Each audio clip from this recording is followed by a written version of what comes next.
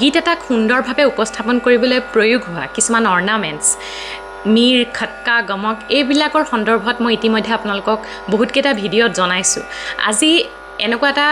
অৰ্নামেণ্টছৰ কথা ক'ম যিটো হয়তো বহুতে নজনাকৈ গাই থাকে কিন্তু এইটোৱে কথা যে জানি বুজি আপোনালোকে যেতিয়া কিবা এটা গীতত প্ৰয়োগ কৰিবলৈ চেষ্টা কৰিব সেইটোৰ কথাটো অলপ সুকীয়া হৈ পৰে গতিকে আজি আমি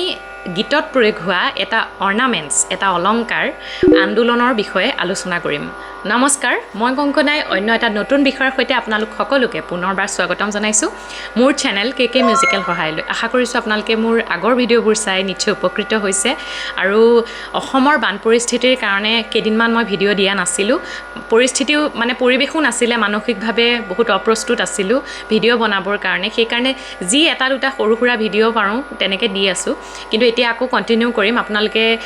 চেনেলটোৰ লগত জড়িত হৈ থাকক আৰু এটা কথা কৈ থৈছোঁ মই এই চেনেলটোত যিখিনি ভিডিঅ' আপলোড কৰি থাকোঁ সেই ভিডিঅ' প্ৰত্যেকটো ভিডিঅ' আপোনালোকে চাব লাগিব বুলি কথা নাই কিন্তু কোনোবাটো ভিডিঅ' হয়তো আপোনালোকৰ কাৰণে খুব গুৰুত্বপূৰ্ণ হ'ব পাৰে সেইকাৰণে মই কৈ থাকোঁ যে ছাবস্ক্ৰাইব কৰি পেলাই বেল বাটনটো হিট কৰি থৈ দিব যে আপোনাৰ প্ৰয়োজনীয় ভিডিঅ'টো অহাৰ লগে লগে যাতে আপুনি ক্লিক কৰি চাব পাৰে বা আপোনালোকৰ যাতে মিছ হৈ নাযায় ভিডিঅ'টো সেইটো কাৰণে ছাবস্ক্ৰাইব কৰিবলৈ নাপাহৰিব এতিয়া প্ৰথম কথা হৈছে গীত এটা আমি যেতিয়া উপস্থাপন কৰিবলৈ চেষ্টা কৰোঁ মঞ্চতে হওক বা আপোনালোকে যদি ৰেকৰ্ডিঙো কৰিছে তেতিয়া কি হয় গীতটোত অলৰেডি কথাখিনিটো ধুনীয়াকৈ লিখাই থাকে আৰু তাত সুৰটো থাকে কিন্তু তাত এড কৰিবলগীয়া বস্তুটো হৈছে অৰ্নামেণ্টছবোৰ অৰ্থাৎ সৰু সৰু মূৰ্কিবোৰ গমকবোৰ খুব হৰকত কিছুমান সেই বস্তুবোৰ যেতিয়া আপোনালোকে গীত এটাত ধুনীয়াকৈ আন্দোলনবোৰ সেইবোৰ যেতিয়া আপোনালোকে এড কৰি দিয়ে ন গীতটোৰ যিটো সুন্দৰতা আছে সেইটো আৰু দুগুণে বৃদ্ধি পায় আৰু সেই অৰ্নামেণ্টছবিলাকৰ মানে শুদ্ধ প্ৰয়োগেৰে আপোনালোকে এটা গীতক খুব ধুনীয়াকৈ উপস্থাপন কৰিব পাৰে বেলেগৰ আগত শ্ৰোতাৰ আগত গতিকে সেইকাৰণে এই আন্দোলনৰ বিষয়টো খুব বেছি গুৰুত্ব সহকাৰে জনাটো বহুত দৰকাৰ হয়তো আপোনালোকে বহুতে এই বিষয়টো আন্দোলনৰ বিষয়টো হয়তো আগতে শুনা নাই আন্দোলন শুনিছে স্বাধীনতা আন্দোলনৰ কথা শুনিছে বেলেগ আন্দোলনবোৰৰ কথা শুনিছে সেইটো আচলতে প্ৰটেষ্টৰ কথা কোৱা নাই এইটো হৈছে গীতত প্ৰয়োগ হোৱা এটা অলংকাৰ গতিকে এই বস্তুটো আপোনালোকে যেতিয়া জানি বুজি পেলাই গীত এটাত প্ৰয়োগ কৰিব ন সেই গীতটোৰ কথাটোৱে সুকীয়া হৈ পৰে গতিকে নাজানি পেলাই আপোনালোকে হয়তো প্ৰয়োগ কৰি আছে যে গানত আপোনালোকে গাই আছে আন্দোলন প্ৰয়োগ কৰি কিন্তু নাজানে যে এইটো আন্দোলন কিন্তু যেতিয়া জানি বুজি আপোনালোকে কামটো কৰিব ন তেতিয়া তাৰ মানে সুন্দৰতাটো আৰু বেছি বৃদ্ধি পাব গতিকে আন্দোলননো কি হয় মই চমুকে এটা আভাস দিছোঁ আপোনালোকক যে আপোনালোকে যেতিয়া এটা যিকোনো স্বৰৰ পৰা অন্য এটা স্বৰলৈ যাব সেই যাওঁতে এটা চাৰ্কুল বা বৃত্তৰ নিচিনাকৈ আপোনালোকে কল্পনা কৰিব লাগিব অৰ্থাৎ চিম্পুল ভাষাত ক'বলৈ গ'লে কম্পন আৰু আন্দোলন প্ৰায় একেই কিন্তু কম্পন অৰ্থাৎ ভাইব্ৰেশ্যন যিটো ভিব্ৰাটোৰ প্ৰেক্টিছ মই ইতিমধ্যে কৈ থাকোঁ আপোনালোকক গীতৰ শেষত যিটো প্ৰয়োগ হয় কম্পনটো অলপ খৰখেদাকৈ হয় মানে খৰকৈ হয়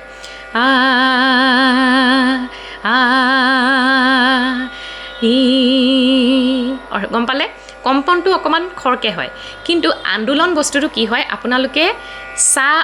উদাহৰণস্বৰূপে কৈছোঁ অৰ্থাৎ আমি যদি এতিয়া চা আৰু ৰে এই দুইটা স্বৰক যদি আমি ৰেটোত যদি আমি আন্দোলন কৰোঁ তেতিয়া কেনেকৈ কৰিম চা ৰে ৰে অৰ্থাৎ চা ৰে সেইটো হৈছে আন্দোলন আমি শাস্ত্ৰীয় সংগীতৰ বিভিন্ন ধৰণৰ ৰাগ কিছুমানত এই আন্দোলনৰ প্ৰয়োগ কৰোঁ অৰ্থাৎ আমি যেতিয়া ভৈৰৱ ৰাগ পৰিৱেশন কৰোঁ বা কেতিয়াবা মলহাৰ পৰিৱেশন কৰোঁ তেতিয়া আমি তেনেকুৱা ধৰণৰ আন্দোলনবোৰ প্ৰয়োগ কৰোঁ উদাহৰণস্বৰূপে যদি আমি ভৈৰৱত গাওঁ কেনেকৈ সা ৰে ৰে সা সা ৰে ৰে সা ৰে আমি সাটো উচ্চাৰণ নকৰোঁ ৰেতে আমি বস্তুটো আন্দোলন কৰি থাকোঁ স্প্ৰিং টাইপত সা ৰে গা মা পা ধা নি সা সা নি ধা বুজি পাইছে আমি ধাত আন্দোলন নিধা নিধা নিধা নিটো আমি উচ্চাৰণ নকৰোঁ কিন্তু আমি ধাটোত সেই বস্তুটো আনিছোঁ গতিকে যেতিয়া আপুনি গীত এটাটো সেই গম্ভীৰতাটো প্ৰকাশ কৰিবলগীয়া হয়, গীতৰ সেই গভীৰতাটো আপোনালোকে প্ৰকাশ কৰিবলগীয়া হয়, তেতিয়া এই আন্দোলনৰ প্ৰয়োগ কৰা হয়। আৰু সেই আন্দোলনে আপোনালোকৰ যিকোনো এটা গীতৰ গভীৰতাখিনি খুব ধুনীয়াকৈ পৰিস্ফুট কৰি তোলাত সহায় কৰে। গতিকে তেনেকুৱা ধৰণৰ বহুত কথা আছে। গতিকে বহুত বেছি ডিফাৰেঞ্চ নাই কম্পন আৰু আন্দোলনৰ মাজত, খালি আন্দোলনটো আপোনালোকে খুব শ্ল'লি কৰা হয় আৰু কম্পনটো অকণমান খৰখেদা হয়, সেইটোৱে কথা। কম্পনটো আন্দোলনৰ এটা অংশ মাত্ৰ, সেইটো আপোনালোকৰ ক্লিয়াৰ হ'ল। এতিয়া আপোনালোকে জানি বুজি যেতিয়া আন্দোলন কৰিব তেতিয়া খুব ধুনীয়াকৈ গীতত সেই বস্তুটো প্ৰয়োগ কৰিব পাৰে। গলে কে ফিৰ হাসি, গম পালেনে? হাসি, ইয়াত আপোনালোকে আন্দোলনটো খুব ক্লাছিকেল বা শাস্ত্ৰীয় সংগীতৰ আধাৰত কৰিব নোৱাৰে, ছফ্টকৈ আন্দোলনটো কৰিব লাগিব। হাসি ৰাত হো না হো শায়দ ফির সে জনম মে মুলাকাত হো না হো না হো,